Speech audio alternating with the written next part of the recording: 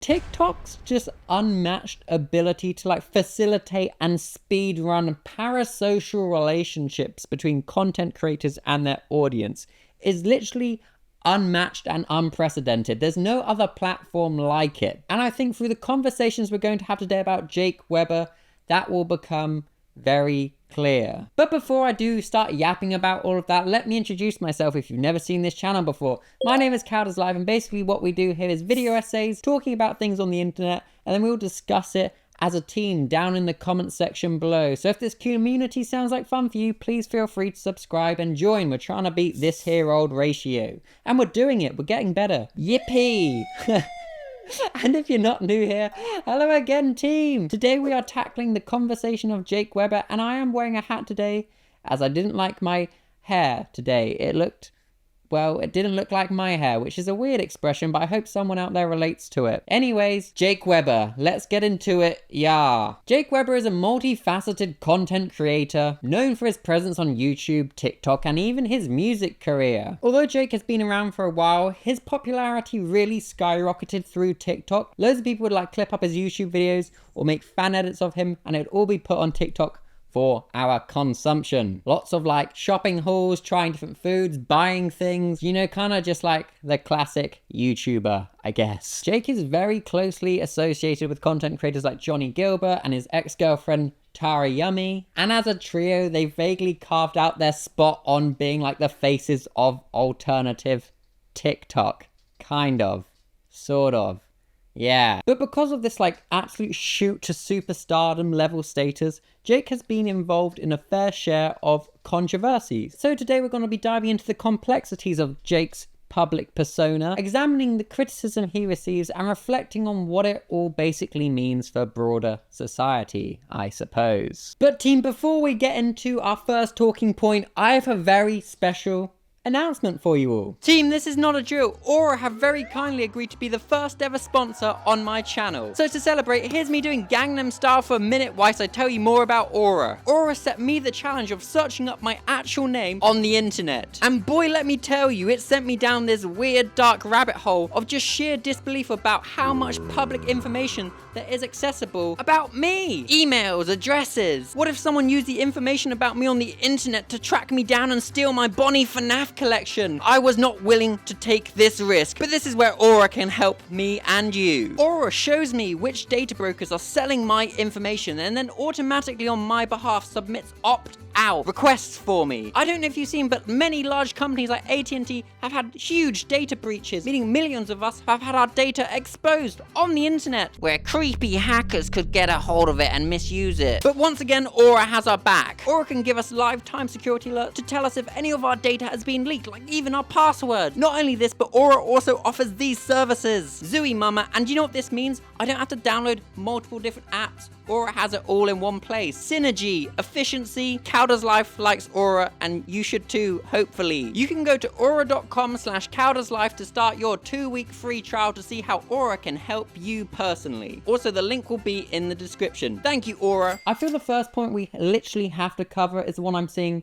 being discussed so much online at the moment, and it's to do with the fact that Jake sports an Anarchy A tattoo. So let's talk performative punk and capitalism. This Anarchy A tattoo right here has led to a lot of people calling Jake a poser, and I really can see both sides in this. Anarchism is a philosophical belief structure that basically opposes hierarchy and governmental laws. You know, it believes in sticking it to the man and that humans should express themselves freely and not be controlled by laws appointed by big corporations to benefit them and to keep humans powerless. The belief that we should be able to freely govern ourselves and not be controlled by others. And that's where the term anarchy comes in. That is a type of society that people that believe in anarchism want. A society truly for the people, instead of politicians being like, well, we can promise you this and we can promise you that.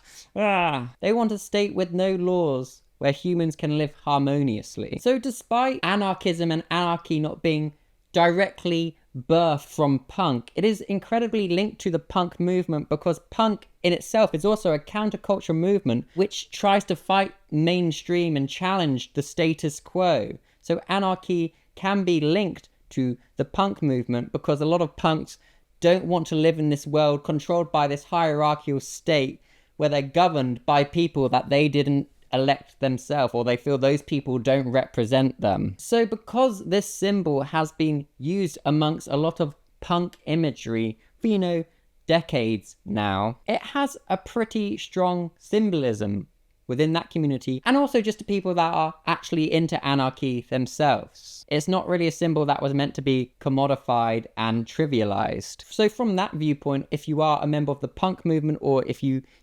politically believe in anarchy, you can understand why seeing a content creator like Jake, who has an anarchy tattoo, you would be like, that's a poser, that's annoying, why would you do that? Because he's a multi-millionaire living it up in LA, he's got his Tesla, he lives this very capitalistic lifestyle, and that's not being rude or critiquing him, it's just if you look at his content, he's very much living within the domain of capitalism, and that's not me saying that's wrong, because, I, and much like the other people watching this video, also will live in the domain of capitalism, right? We all have our nice shiny Apple products, we do all these things, we buy fast food, we don't always buy from the independent stores, but we don't get held to the same critiques as someone claiming they're anarchists or someone claiming to be punk, because we're not subscribing to those movements, we're not trying to profit off those movements. However, the issue with Jake is if he has that tattoo, it may signify to people from the punk community or people that believe in anarchy that he's one of their members, but all his actions online are the complete counter opposite, which leads to the dilution and the trivializations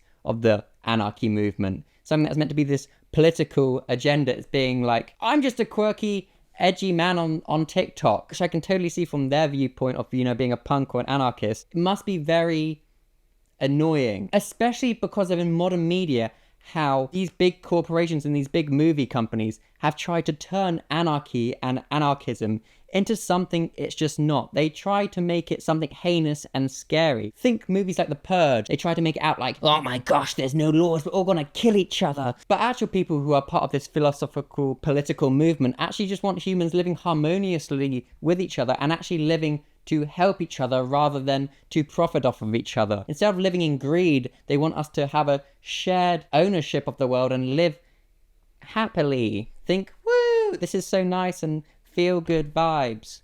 But modern day media tries to demonize it. So that teamed with the biggest poster boy now for your anarchy movement being Jake Weber, I can understand punks and anarchists alike expressing their concerns and anger with this. Now, of course, Jake came out and said, I'm not a punk. I got the tattoo because I thought it was cool. He really likes the sound and vibe from the punk community, but he himself claims he's not a punk. And to be honest, I can kind of see how people do end up with, say, things like tattoos or pieces of clothing from parts of culture they don't really understand, but they just thought it was cool. And this is not me saying, do whatever you want, appropriate from whatever culture you want. Of course not, that's not cool. But with a symbol like anarchy, I can understand how you may end up getting it. Like, for example, we know anarchy at its core is about this fighting the hierarchy, fighting the laws, being this place where you're not controlled by higher ups, right? Well, to Jake, he may have felt like in his own ways for his own personal life and his own day-to-day life, getting this tattoo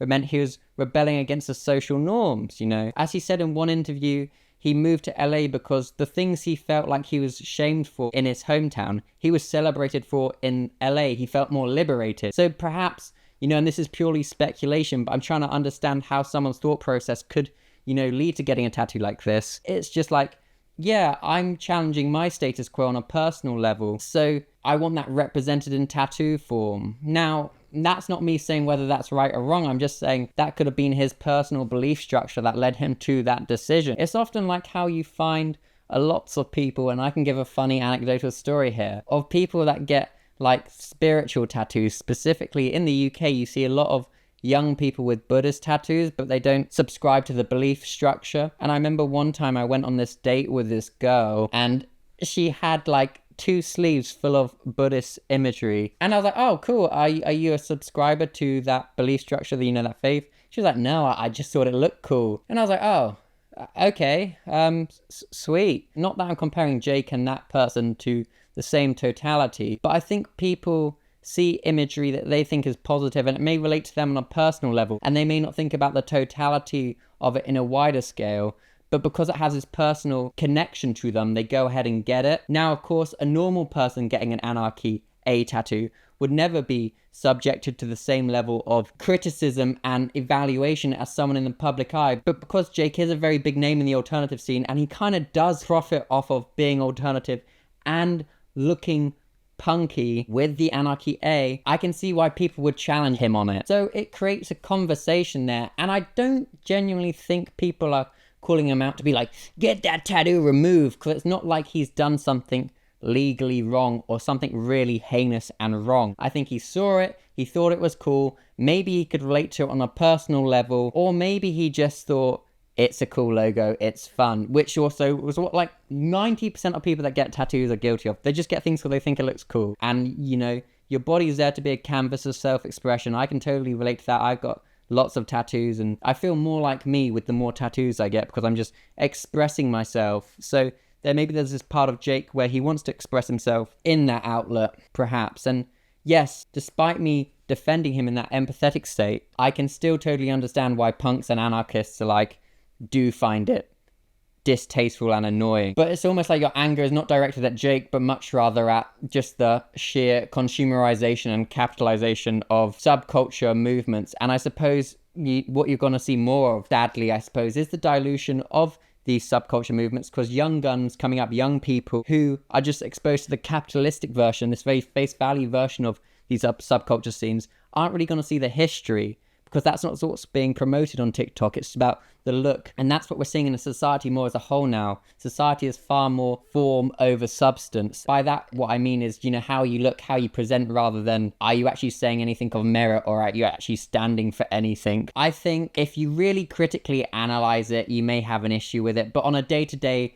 everyday life, is it deep? Or would the average Joe, average Susie, the average human going about their life ever be called out for the tattoo? No, of course not. And that's how I'd conclude on that point. But that does bring me on to my next talking point of Jake's public romantic life. Oh boy, this must be so draining for Tara and Jake. Zooey mama strap in. Jake was in a very long-term committed relationship to Tara Yummy. And even once they broke up, they continued to publicly be very, very good friends. Very good friends. Flirty friends, but friends, not together, just friends. Definitely just, I don't know, I shouldn't add to the weird speculation of their relationship. That's not what this is about, but it's more like the discussion around it. But yeah, so they're still friends. Cool beans, glad we addressed that. The reason why I want to talk about Tara and Jake's relationship is just like the fandom around it. And I'm not saying all of Jake's fandom. I think he's got this really awesome community that really do celebrate him, really do champion him, really support him to, you know, express his authentic self. And that must be so fulfilling and so validating. So to that portion of Jake's fandom, I say, you're awesome, you're incredible. What a wholesome community you've built there. But there is this very small vocal minority of Jake's fandom, and I typically see it on TikTok, who obsess over every aspect of Jake, specifically his love life and his relationship with Tara Yummy. Are they dating? Are they not dating? What does it mean? What did they do in this video? Oh my gosh, did you see his body language in that video? He just followed a new girl. I'm not joking. They speculate on literally everything to do with his life. People are live time checking who he's following, who he's unfollowing. They're doing these crazy fan edits of them together. It's all too much. It's overwhelming. And I'm not even directly involved. And I'm just like, holy smokes, I would not be able to navigate that scene. There's so many videos of people commenting on their love life. It must feel impossible to move on. And Jake has even expressed videos about how he has been single and how it is eventually normal for him to move on. And he probably feels the need to make these videos just because of how he is treated online. You've got to remember that even though they are characters you may like watching, there's a real human there. So you've got to let them do their own thing, really. I think as a fan, you've got to understand that, like, you have no say on that person's personal life. Why would you obsess over the relationship of someone you do not know personally? And that's the issue. Like, you don't know Jake, and I know you feel connected to him and you may relate to him, and he may get you, like, in a way that your legal guardians don't. That's great that you've got this person who can give you so much through their content, but you still have to remember you don't know that person personally. So if you like ran up to him and you were like, yo Jake, let's hang, he would be like, I don't know you. Although he'd probably go into like polite content creator mode and be like, Thank you for supporting me, yo! Now buy some more merch so I can fund my Tesla. You've got to like think lifetime about the comments you're making, the content you're making. Is it really relevant to any of his content? However, now to get onto the counter argument of this, Jake and Tara in a lot of their videos are, very flirtatious, are very jokey with one another. And I don't want to speculate on how people should, lead their lives, but typically if someone's been with someone for a very long time, you don't see them still being friends, because to love someone is such an intense feeling that it's hard to be friends. So navigating all of that online must be tough because you're getting comments from everyone, but then choosing to be flirty in videos, I can see why fans do speculate on it. But maybe the flirting and that sort of banter and joking is because they had these awkward feelings in themselves, because they are getting subjected to so much criticism online and so many people speculating, that they're just trying to jokey pivot their way around it. I think it's a really tough one to navigate where there is no right or wrong feeling, but because of these really intense fan edits, dating must be a nightmare. And people permanently overstepping the boundary and speculating who people are dating, who are they not dating. You would feel trapped and suffocated if you were Jake or Tara. Even when Tara went on that podcast, people kept speculating whether she was with that dude. It all just seems too much. It's all just why do you care so much about who someone's dating? Surely you watch them to laugh and for entertainment, not for what they do in their personal life, right? And this kind of does just bring me on to my next talking point in general, which is just the parasocial relationships. And I truly do think TikTok fosters this, because TikTok's so good at learning algorithms. It's so good at learning what sort of content you interact with. So say you like a fan edit of, Jake and Tara, then that's all you'll be subjected to. And I know this is the case because I will like and favorite things for research for videos, and then that's all I will see for a week, just intensely. That's all the content I'll be given. So it almost becomes this echo chamber. So say if you're making content around Jake and Tara, you're making a little fan edit, so you're speculating who they're with, and then you're being grouped with other people like-minded and people that are interested in that. It creates almost this hive mind where you're all just oh my gosh, what is happening? And it's so tunnel vision that this is all you're being shown. It creates this really intense relationship between you, the viewer, and the creator. And that's not me trying to demonize people or say you're bad and heinous and wrong. I think the feelings are there for a right reason. You really care about the content creator, and that's a good thing that you care. It shows you're empathetic and you're thinking about others. Those are good feelings. It's just how you're choosing to channel them about that content creator, and especially in Jake's case, seems very overprotective and a bit confusing, because typically Jake's fans are younger. And there was, for example, this instance where Jake spoke about how he wanted to get red tattooed on his arm. Once he's filled in all of his ink, he wants just red in the spaces, just as a sleeve filler on a tattoo. That's a pretty normal thing to do when you get tattoos. And his audience were no, Jake, don't do that. That's not you. Jake is a grown man. He's perfectly cognitively able to make his own decisions. Stuff like this, it's odd, and I suppose it's because of the echo chambers of TikTok. It creates this false sense of entitlement over Jake's decisions, and because he does choose to share so much of his life online, I suppose it blurs the boundaries for these really passionate fans that do just want someone to relate to. So then it creates this interesting conversation of who's at fault here? Is it the content creator for oversharing their life? Maybe they just want to be an authentic content creator who, does take you on every step of the way.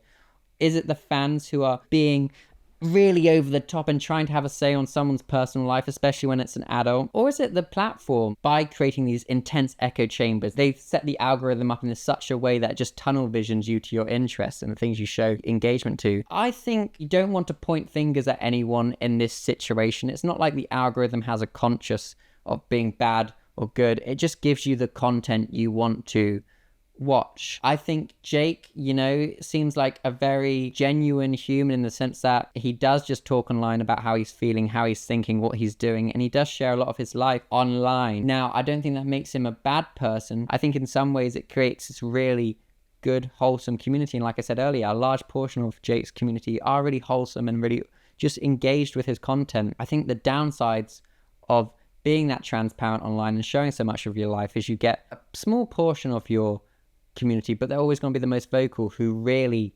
care about everything, and they'll talk about everything. They'll critique you on things that aren't really their place to say. And that portion of the audience, I don't want to demonize either. I don't think you're right or wrong. I think through the combination of the algorithm subjecting you to more and more of these like fan edits and speculation videos. Who's he dating? Who's he following? And then Jake showing so much of his life online and, you know, reacting to those comments when people are asking him things or being so involved, I think creates real blurred lines. And especially if you're a young viewer or just someone that just wants something like a purpose or a hobby to be a part of, I can see how you would fall into these traps, and that's a tough one to navigate. And that's almost like the conversation throughout this whole video essay is there's no right or wrong in this sense. I think it's just a combination of many factors that have led to the situation playing out how it has. Like, I don't think Jake is a bad person at all. I think Jake shows how many would act in a lot of situations as just a regular, normal person. If anything, it just really highlights the challenges that come with sharing your life online, right? And not to like, woe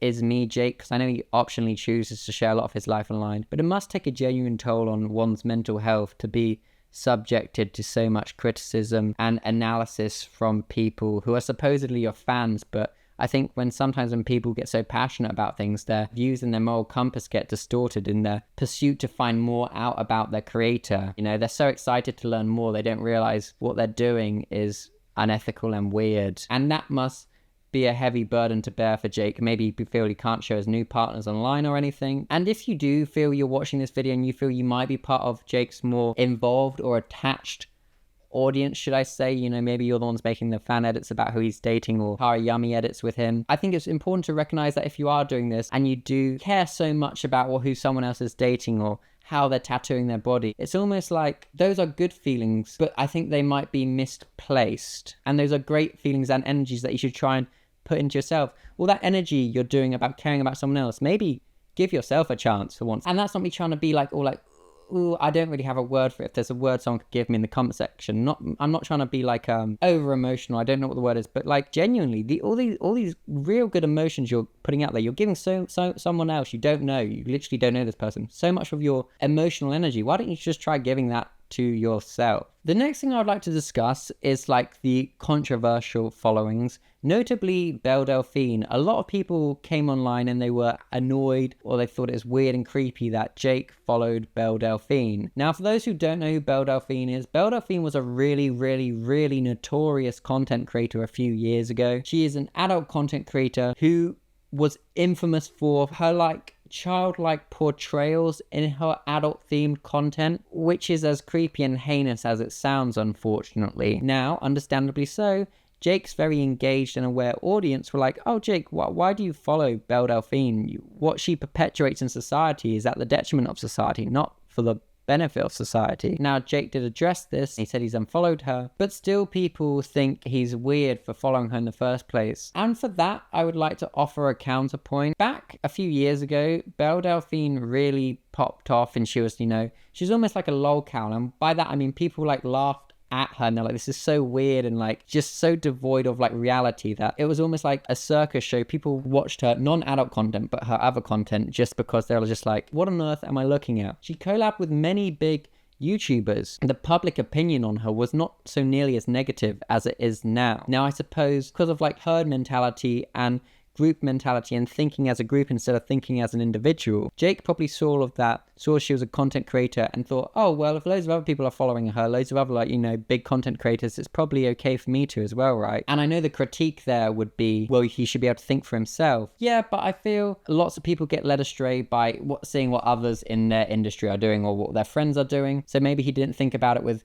criticalness, should we say. But I think it does raise the issue of how content creators, due to their platform and due to their reach, can inadvertently support harmful content, even like on this superficial level, which is like following someone. It can always be seen as a signpost to your audience that you support or condone that person's messages, which I think you could argue is very parasocial because there's a whole host of reasons for why you follow someone. But I suppose to the outside world, you might be like, well, do you follow that person because you agree with them and you like their content and you're trying to champion them? Again, a lot of this feels very over analytical and carries no real validity in the real world, but I'm just trying to consider all points to how it led to this situation of him being demonized for following Belle in the first place. I think he did the best thing you can do in that situation, which is just to unfollow her and also address it to your audience, you know, say sorry. Yeah, I don't think it means he's entwined with her thought processes or like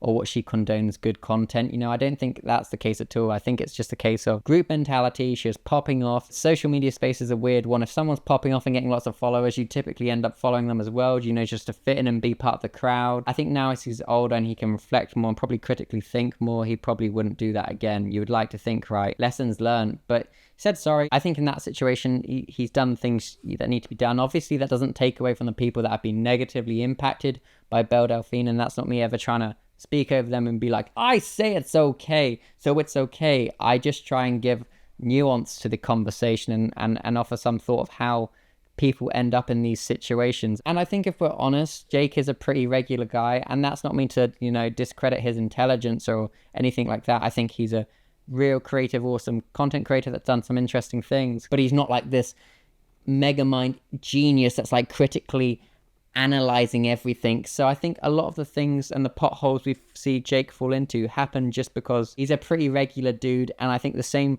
shortcomings would happen to another regular dude that's given this huge platform, if we're being honest with ourselves. I think now I would kind of just like to conclude on my conversation about Jake Weber. I think Jake's journey into like internet fame and being a person that people do talk about really just shows the reality of modern digital fame. You know why I think his creativity, engagement, and dedication to being a content creator has earned, rightly so, a really loyal, ingrained fan base. The controversies and challenges he faces almost shows like the darker side of content creation. And I think when you gain lots of mainstream popularity and you go pretty big, there's always going to be like this countercultural movement where people want to oppose that, challenge that to seem different. I don't think there's a situation where you can be a perfect content creator. From the accusations of, you know, being accused to be a poser, navigating the parasocial relationships, and dealing with like the cancel-esque culture that he's been subjected to, I think Jake's whole experience highlights the importance of like the need for a more like thoughtful and respectful approach to content creation from both sides of the parties, so from Jake and also his audience perhaps. It's crucial to remember that the person behind the screen is a real person, and what they say can affect our lives, but also what we can say can affect their lives. So it's important to be mindful when having conversations about them or to them. Yes, that is what I've got to say on that and the Jake Weber effect. Yeah, Zooey mama. Anyways, let's get the comment section going. Let's discuss this. I think there's some really interesting things we can discuss, especially about like his morality and right or wrong. And, you know, do you think you would have also fallen into the same traps in this pursuit of content creation? And also things like, does his alternative aesthetic just promote the superficialness and diminishes the actual subculture movements? All things we can discuss in the comment section that I didn't go into super detail to in the main bulk of the video, because I've done lots of videos on like poses and stuff like that. So if that interests you, feel free to check them out. There'll be another video essay here if you want to watch another one of my videos. I've been your boy Caddles Life. Remember to check out this link if you want to learn more about Aura, and I shall see you all in the next video. Okay, bye.